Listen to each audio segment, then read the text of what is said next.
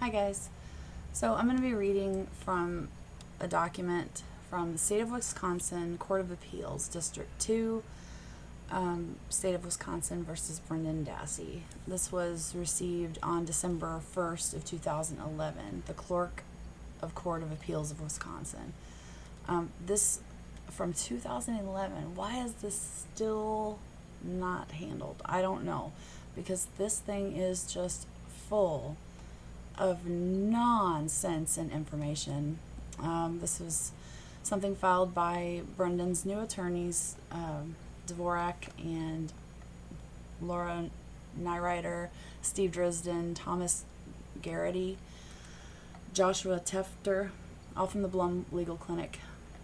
Here we go. So I'm going to break this up into sections. This is all going to be about the interrogations with Brendan. I'm just going to kind of skip over some things, and I'll link this in the description below so that you can read this. This is all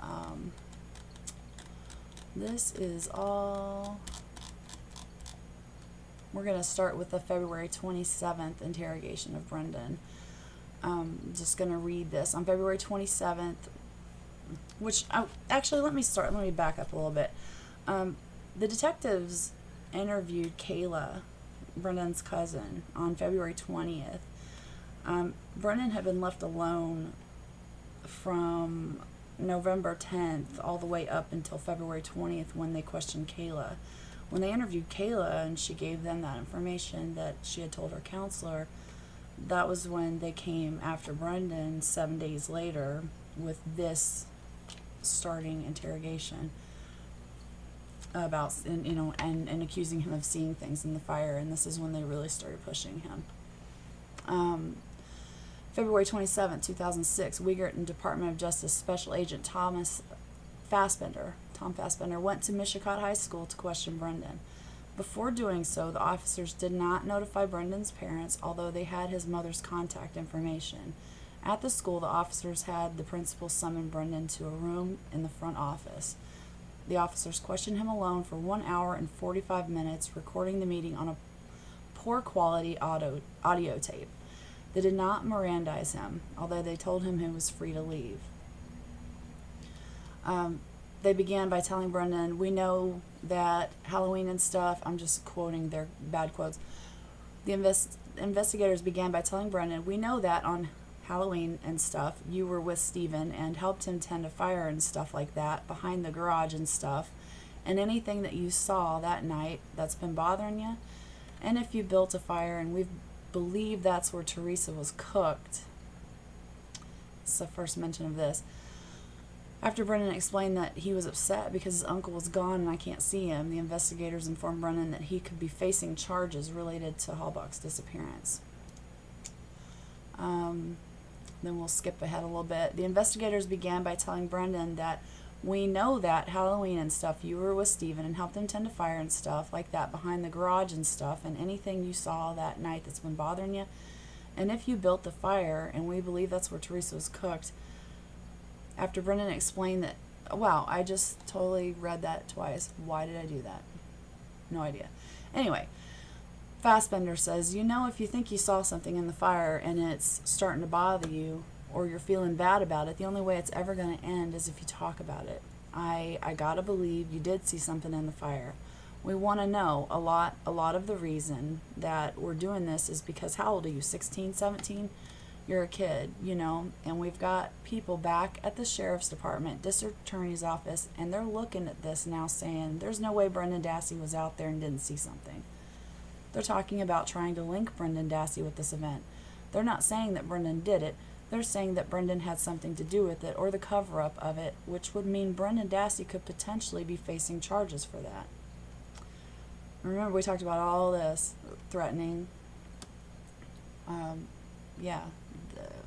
terrible consequences. This is what's going to happen, basically.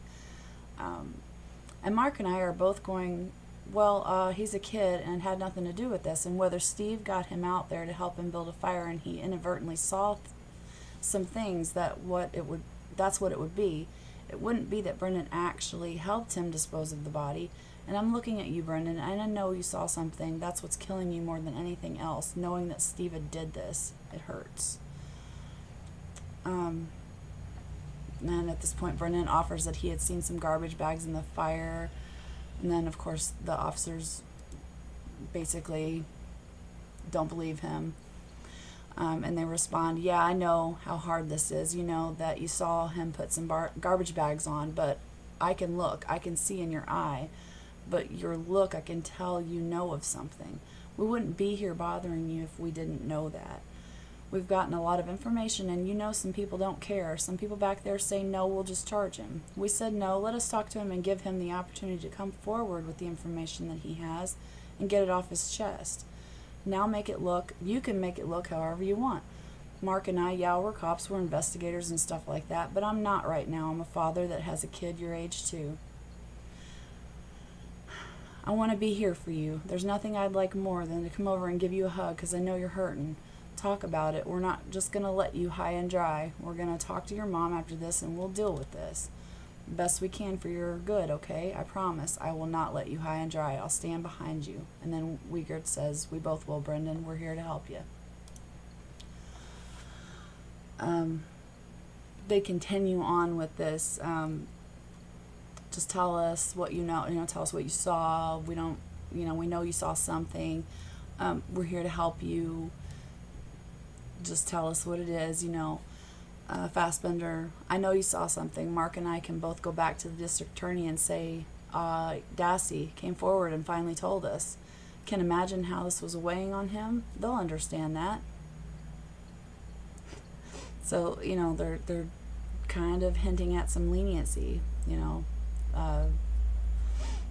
Wiegert says, we'll go to bat for you, but you have to be honest with us. It's okay to tell us. They're lying to him. Fassbender, it's okay. It's a big step. A step forward, feeling better about yourself, to recovery, to not crying at night because of this stuff happening. What you saw, I promise you, I'll not let you hang out there, but we've got to have the truth. The truth is going to be terrible. Wiegert says, we're not going to run back and tell your grandma and grandpa what you told us or anything like that, okay? And then Fassbender says, talk to us, Brendan, if you want this resolved. I mean, they just keep pushing him and telling him. And they are doing all the talking here. They're telling him, basically it's okay to tell us. You're not going to get in trouble. We're not going to go and tell on you. And if you tell us what we want to know, we'll go back to the people that want to press charges on you and we'll help you. So, of course he believes this. At this point, the close to inaudible tape of the conversation reveals that Brendan said, inaudible, some clothes like a blue shirt, some pants. The officers immediately pursued this small opening. Was there blood on those clothes? Be honest, Brendan. We know. We already know you know. Help us out. Think of yourself here. Help the family out. Help that family out. Fassbender. It's going to be all right, okay? Wiegert. Was there blood on those clothes? Brendan. A little bit. Wiegert. Where did he tell you those clothes came from? Brendan. He said they were, and then it's inaudible. Wiegert. You know better. You now know better. They were girls' clothes, weren't they? Fassbender. Were they in a bag or anything? Brendan. They were. Bag is all it says. Fassbender. Got a feeling that you saw something in the fire that you're trying to just. Wiegert. It's not your fault. Remember that.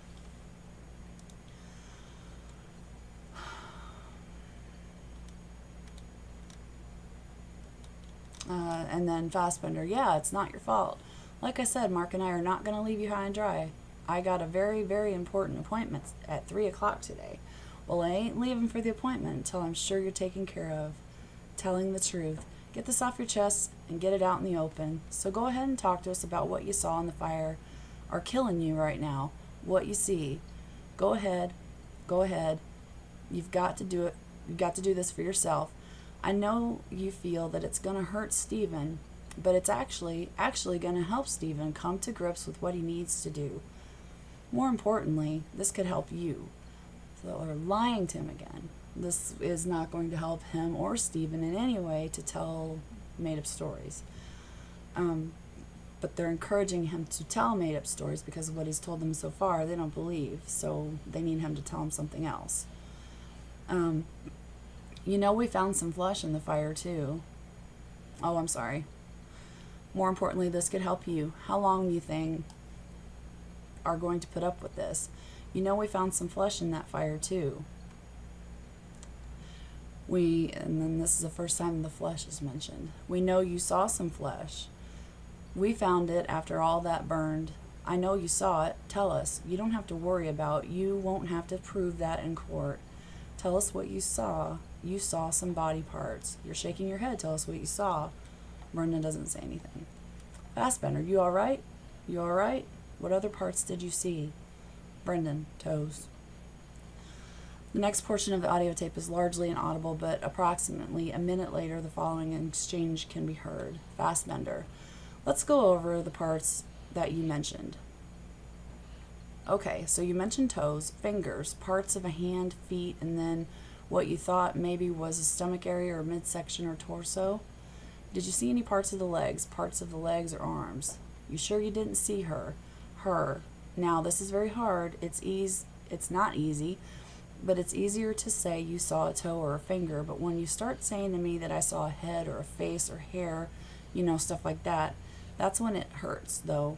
But I find it very hard that you didn't see a skull or the head. Did you see any part of the head or face or skull? Brendan, somewhat. Fassbender, somewhat. Wiegert, I know this is hard, Brendan, but can you describe what you saw when you mean somewhat? Brendan, like her forehead.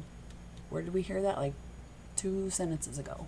They put that right there in his mouth. All right.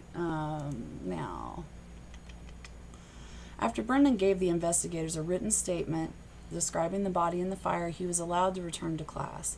At this point, Wiegert thought Brendan might have been involved in the criminal disposal of Halbach's corpse.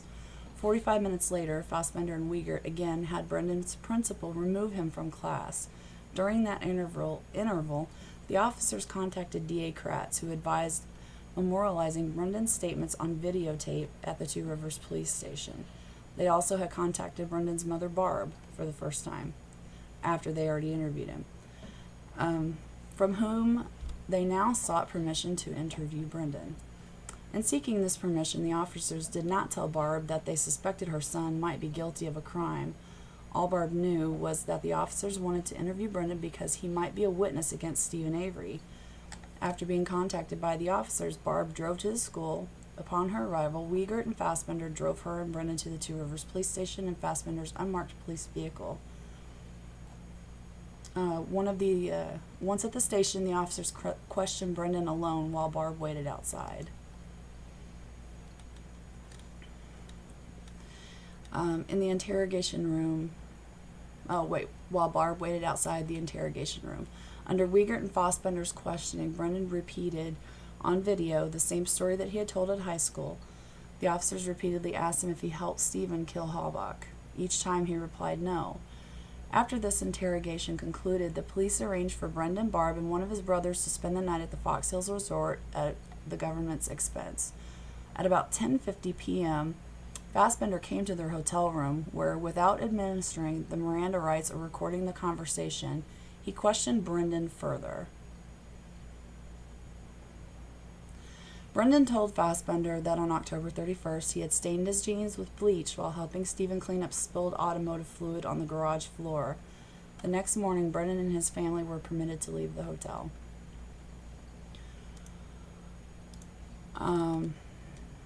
Then we get to the March 1st interrogation. On February 28th, Wiegert received a state crime lab report confirming that Halbach had been shot in the head. Although most investigative details had been publicized far and wide, this information still remained private. Very important. Because it was known only to police and Halbach's killer. Wiegert therefore considered this information to be important. After receiving the report, he and Fassbender decided to question Brendan again.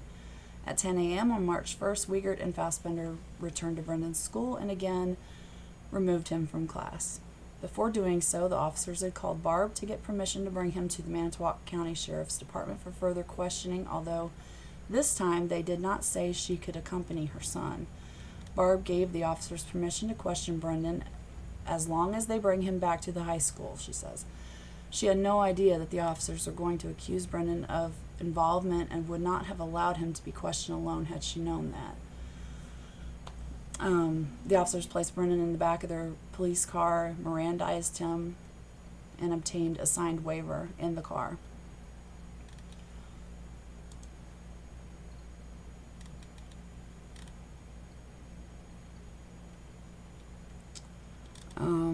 Then we jump into the interrogation. Fassbender says, okay, and that you might get arrested and stuff like that, okay? And we understand that. One of the best ways to prove to us, or more importantly, the courts and stuff, is that you tell us the whole you tell the whole truth. Don't leave anything out. Don't make anything up because you're trying to cover something up a little. And even if those statements are against your own interest, you know what I mean, that it makes you look a little bad, or make you look like you were more involved than you want to be. Look at, it's hard to do, but it's good from the vantage point to say, hey, there's no doubt you're telling the truth because you've now given us the whole story. You've even given us points where it didn't look real good for you either. And I know I don't if you're understanding what I'm saying, Brendan? Brendan nods yes. He probably has no idea what he just said to him.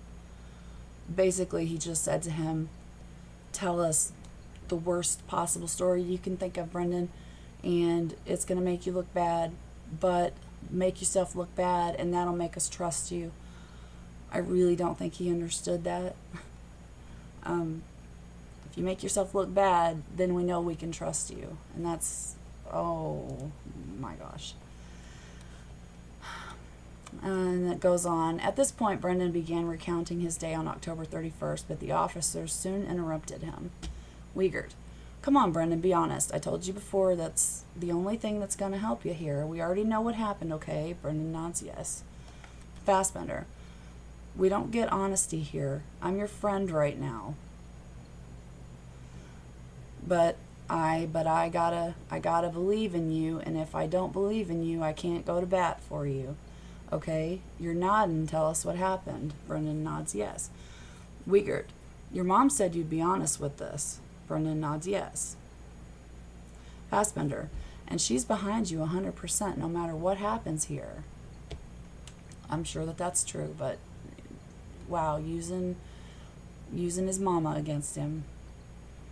Wiegert, yep, that's what she said, because she thinks you know more too. I can't believe, really, you just said that. Seriously. Fassbender, we're in your corner. Brendan nods yes. Wiegert, we already know what happened, now tell us exactly, don't lie. Fassbender, we can't say it for you, Brendan, okay? They keep calling him a liar when he tells them something. They call him a liar, and then he'll change his story, and he'll adapt it and change it and add things to it to give them something more like what they're asking for. As the interrogation continued, Brendan eventually said that on October 31st, Stephen had told him that he had raped and stabbed Halbach. Brendan also said that Halbach was dead before her body was placed into the back of the Jeep, and that he had helped Stephen move her body from the Jeep into the fire using a creeper. At that point, Wiegert stated, Brendan, were you there when this happened? We already know, Brendan. We already know. Come on, be honest with us. Be honest with us. We already know. It's okay. We're going to help you through this, all right? Brendan nods yes, and then said that after arriving home from school on October 31st, he had ridden his bicycle to fetch his family's mail at 4 o'clock or 4:30 p.m. and heard screaming as he rode past Stephen's trailer. He did not stop riding or approach the trailer. Instead, he went back home. At that point, the officers expressed disbelief. Of course they did. And then they start saying, Fassbender says, there's something in here we're missing. You heard her. I have a feeling he saw you. You saw him. Something in there we're missing. Wiegert, it's okay, Brendan. We already know. Fassbender, I think you went over to his house, and then he asked you to get his mail. Something in here is missing. Brendan, well, When I got the mail, there was like an envelope in there with his name on it. Fassbender, all right. Wiegert, okay, now we're going. So what did you do? Brendan, I knocked on the door and he answered it. Wiegert, and then what? Brendan, I gave it to him and I left. Wiegert, be honest, you went inside, didn't you? Brendan nods yes. See how he just changed his story? Like, 2 questions? Fassbender, yeah. Wiegert, you went in the trailer? Brendan, nods yes. Fassbender, you're nodding. Wiegert, okay, did he invite you in? Brendan, yeah. Wiegert, okay, and where was she? Brendan, in his room. All right.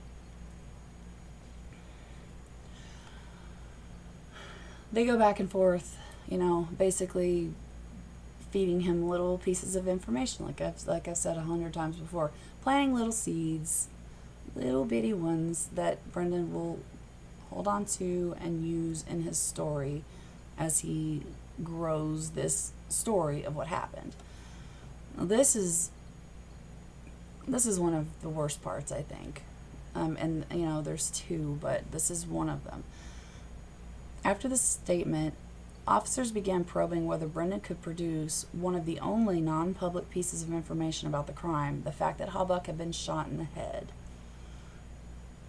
And this, I'm sure everybody's heard this a lot, but I'm going to go over it because this is a joke. Wiegert, Brendan, be honest. You were there when she died, and we know that. Don't start lying now. We know you were there. What happened? Fassbender, he ain't going to lie to you. Hey, we know that, okay? Wiegert, we already know. Don't lie to us now, okay? Come on, what happens next? Fassbender, you're just hurting yourself if you lie now. Brendan, then he went back in there, and he stabbed her. Wiegert, you were with him? Brendan nods yes. Yes. Brendan, yeah. Wiegert, we know he did something else to her. What else did he do to her? Brendan, he choked her. Wiegert, what else did he do to her? We know something else was done. Tell us. And what else did he do? Come on, something with the head, Brendan. Then Brendan, huh? And then Wiegert, what else did you guys do? Come on. Fassbender, what he made you do, Brendan? We know he made you do something else. Wiegert, what was it? What was it? Fassbender, we have the evidence, Brendan. We just need you to be honest with us. Brendan, that he cut off her hair? Wiegert, okay, what else? Fassbender, what else was done to her head? Brendan, that he punched her? Wiegert, what else? Pause. What else? Fassbender, he made you do something to her, didn't he? So he would feel better about not being the only person, right? Brendan nods yes. Yeah? Wiegert, Fassbender, what did he make you do to her? Wiegert, what did he make you do, Brendan? It's okay. What did he make you do? Brendan, cut her. Wiegert, cut her where? Brendan, on her throat.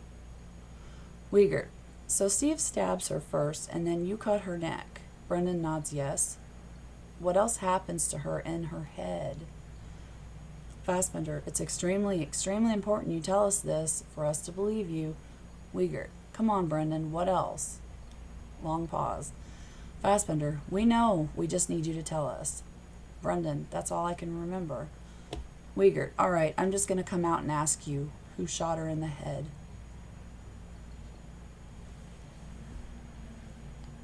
They fed him one of the 2 pieces of evidence that was withheld from the public, withheld from the media, that no one but the killer and the police knew, and the investigators and all the people involved. They're the only people that knew this, and they just fed it to him right there. Brendan says he did. Fassbender, then why didn't you tell us that? Brendan, because I couldn't think of it.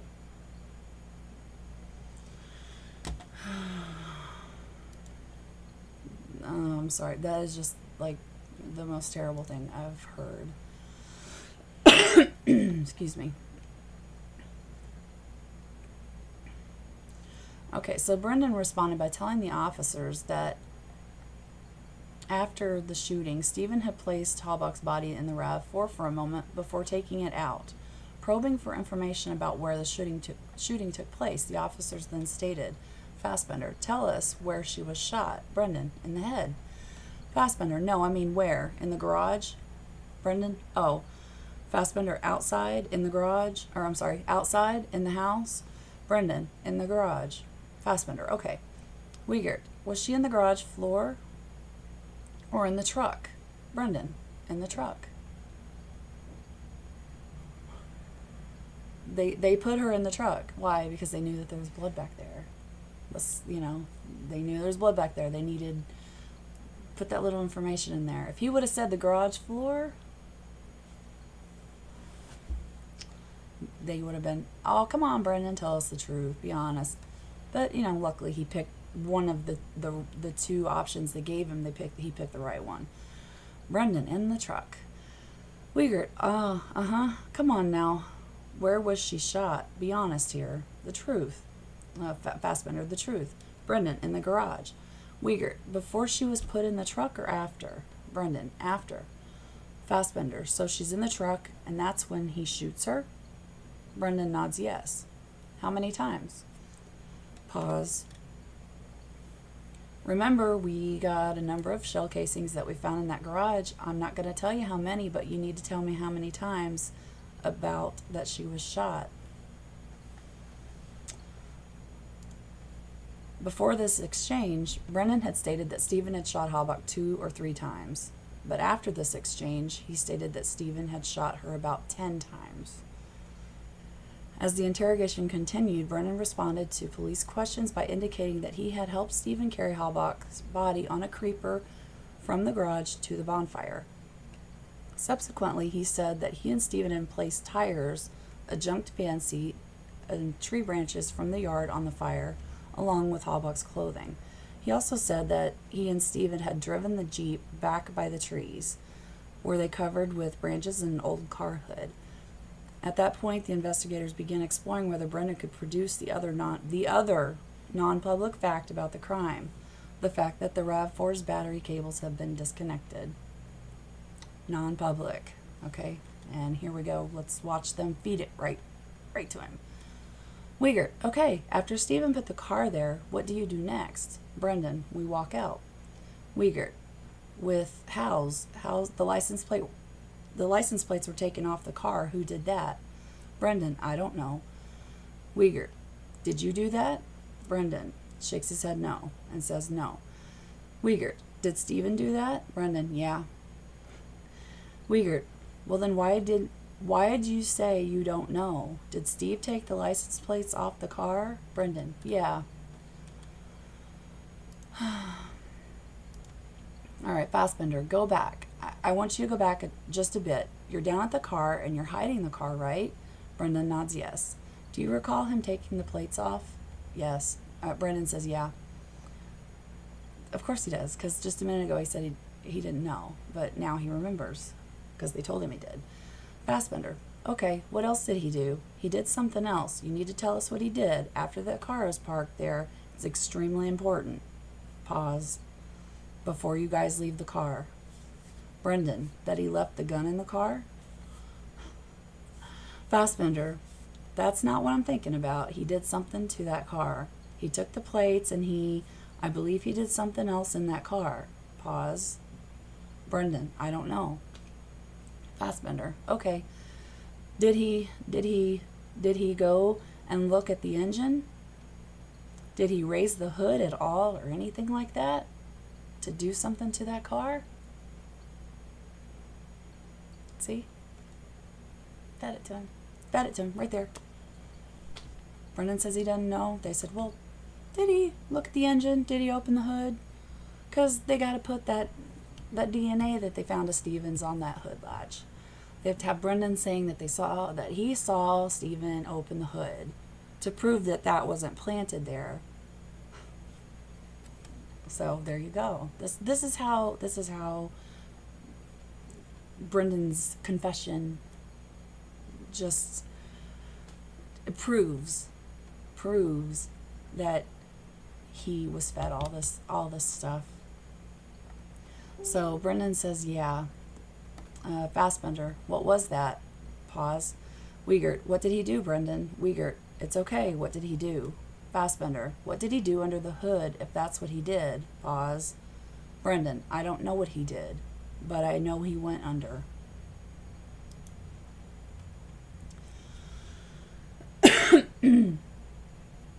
See, the two pieces of non-published information, the two pieces of evidence that if you were to be interrogating a real suspect and they were to actually give you a confession, you would be able to use those two pieces of information that only the killer would know, and they just fed it to him, and now they're going to use it against him in his trial.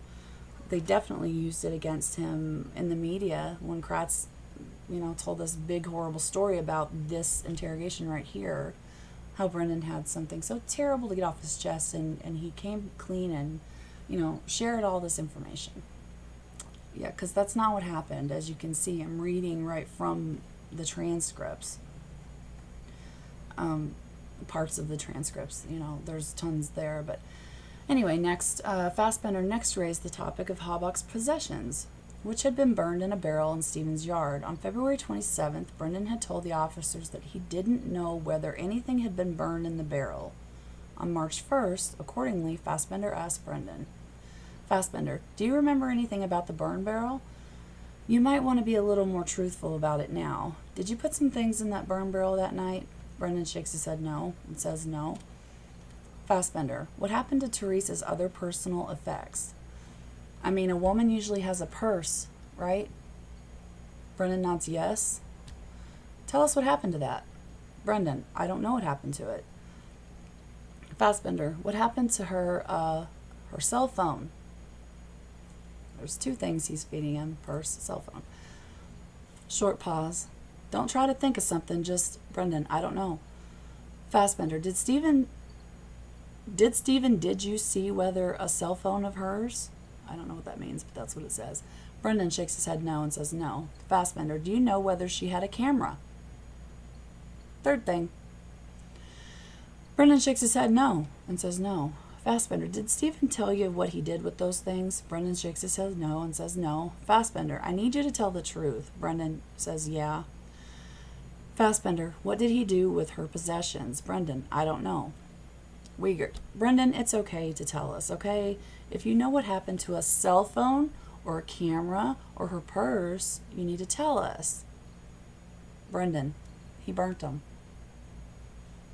Wiegert, how do you know? Brendan, because when I passed it, there was like a purse in there and stuff and buried underneath a garbage bag. Wiegert, you could see underneath it? Brendan nods yes. Wiegert says, what did you see? Brendan says, like a cell phone, a camera, a purse. See how good? He's a good little puppy dog, isn't he? You guys are getting him to do exactly what you wanted, aren't you? Wiegert, are you being honest with us? Brendan nods yes. Yeah. Wiegert, did you actually see those items? Brendan nods yes. Yeah. Yeah, he saw them underneath a bag of trash. Sure he did. At approximately 2:30 p.m., after admitting to sexual assault and murder on videotape, Brendan began asking his interrogators when he was going to return to school. Brendan, am I gonna be at school before school ends? Fassbender, probably not. I mean, we're at 2:30 already, and school's over what, 3? Brendan nods yes. At 3:05. Fassbender, 3:05. Yeah. No. Brendan, what time will this be done? Fassbender, well, we're pretty much done. We have a couple follow-up things to ask you, but it's pretty much done.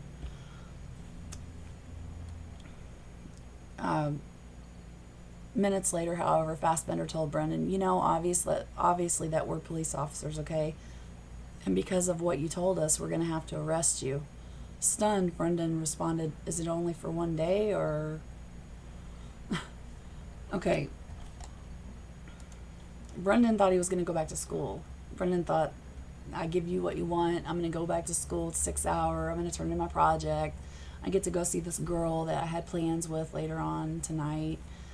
At some point, he asks them if he can call her to tell her and let her know that he's going to go to jail and he won't be able to meet with her after all. He still has no idea that what he's just confessed to is extremely serious, and he is not getting out of jail. He's done. And that was it. After this, he's arrested, and he hasn't been out since. So at this point, Wiegert and Fassbender allow Barb, who had arrived at the station during the interrogation, to speak alone with Brendan, finally. The interrogation room's video camera captured the following exchange between mother and son. And I just want to, before we go here, I just want to, because something was skipped. When Barb is first brought into the interrogation room, finally, she's crying because they've already told her that Brendan confessed all this terrible stuff. She's crying, she's upset, she's asking Brendan what happened. Brendan talked to me, and she's hugging on him, and he doesn't say one word. Nothing. Finally, one of them gets up and leaves the room. She's still trying to talk to him, she's still crying, she's still, oh my God, I don't know what to do. Freaking out, okay? Like you would, finding out your son's about to go to prison. Finally, the other one leaves the room. So now they're both gone. And this is when Brendan talks for the first time. Okay? Brendan, where am I going? Barb, where do you think you're going? Brendan, I don't know. Barb, you're going to juvie. That's where you're going, to a juvie jail about 45 minutes away. Brendan, yeah, but I got a question. Barb, what's that? What happened if Steven says something, his story's different? He says he admits to doing it. Barb says, what do you mean? Brendan, like if his story's like different, like I never did nothing or something. Barb says, did you? Huh? Brendan, not really. Barb, what do you mean not really? Brendan, they got into my head. As soon as those words came out of Brendan's mouth, Wiegert re-entered the interrogation room. Barb immediately confronted Wiegert. Were you pressuring him? Wiegert replied, no. We've been doing this job a long time, Barbara, and we can tell when people aren't telling the truth. It's important to notice that after they came back into the room, Brendan shut down and he would not answer because Barb is continually pushing him. What do you mean they got into your head? What do you mean? What do you mean? And Brendan won't say a word. He still doesn't say a word. Again, now that they're back in, he won't talk again. They can see that obviously he's not talking to her, and they offer to leave the room, but make sure that they say, but it's all recorded, so, it doesn't matter if we leave the room or not. And Barb's like, yeah, whatever. I mean, I don't care if you leave or don't. But either way, it obviously mattered to Brendan. He was not aware that once they left the room that they couldn't hear him. So that's why he started talking, and he shut down again when they came back in because of all the things that they just got him to do, and, he was just told that he's going to go to jail for it. Yeah. In the days following Brendan's arrest, police launched a new wave of searches across the Avery property, gathering almost 1,000 pieces of evidence in an effort to substantiate Brendan's story. 1,000 pieces of evidence. On March 1st and 2nd, the day of and the day after Brendan's confession, police discovered fragments of two .22 caliber bullets in Steven's garage that had somehow gone undetected during multiple previous searches. Months later, they find this. One of the bullets tested positive for Halbach's DNA. On March 1st, police also seized a red and black creeper from Steven's garage, the same creeper they moved her body on. Despite Brendan's claim that it had been used to move Halbach's body after she had been shot, it tested negative for blood. State technicians also ran tests on Steven's handcuffs and leg irons, which Brendan claimed were used to restrain Halbach and which he said he had handled. While Steven's DNA was on those items, no trace of DNA or fingerprints from either Brendan or Halbach could be found, because he never touched them. State technicians also examined many other items from Steven's bedroom, including his mattress. Despite Brendan's claim that Halbach had been stabbed and her throat cut on the bed, they found no blood on the mattress or anywhere else. Nowhere. None of Steven's knives tested positive for blood. Brendan's jeans also contained no traces of blood. While Brendan claimed that Halbach's hair had been cut, not a single Halbach hair was found anywhere, including in Stephen's vacuum. In short, despite a mammoth search effort, not a single piece of physical evidence linked Brendan to Halbach's death. Do I need to say anything else? We are going for number one douchebag award. Who screwed Brendan over the hardest? This is just the first part. We're going to get into Kaczynski, O'Kelly. We're going to keep going because he was just screwed everywhere. And yeah, thanks for watching. And, like I said, I'll leave the link to this document in the description below so you can read it and see all of this ridiculous information that's in here. There's tons. So, thanks for watching.